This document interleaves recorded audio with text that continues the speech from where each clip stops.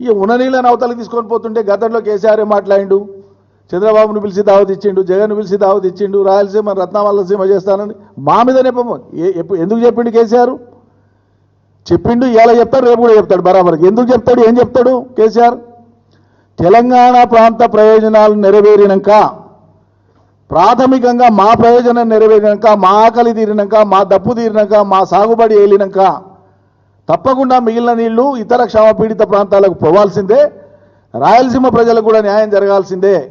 ఇది ఆనాడు, నేడు, రేపైనా మేము ఇది మాట్లాడతాం, దీనికి కట్టుబడి ఉన్నాం మేము. నువ్వు తెలంగాణను గాలికి వదిలేసి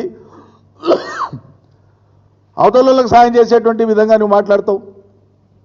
రోజు తెలంగాణను తేలిక చేసి మాట్లాడతావు, 10 ఏళ్ళ తెలంగాణను అవమానించి మాట్లాడతావు. కేసీఆర్ లేకపోతే నువ్వు ఎక్కడన్నా నాకు అర్థం కాదు. ఇది తమాషాగా ఉంది. తెలంగాణనే లేకపోతే నువ్వు తెలంగాణ ముఖ్యమంత్రి ఎట్లయితావు? తెల్లారితే పొద్దుముక్తే కేసీఆర్ను తిట్టడమేనా పనికి మాలిన భాషతోనా? అది కూడా వయస్సు, అనుభవం, దక్షత ఇవేవి పరిగణలోకి రావు. అంత హేళన చేసి అంత కడుపులో తీవ్రమైన విషయంతో మాట్లాడితే కానీ నీకు అది తృప్తి జరగదా? ఎంత తీక్షణంగా గుచ్చి మాట్లాడితే అంత ఆనందపడేటట్లు. ఇది ఏం పద్ధతి? ఇదో రకమైన మానసిక రుగ్మతనే అనిపిస్తుంది, నాకు అర్థం కాదు.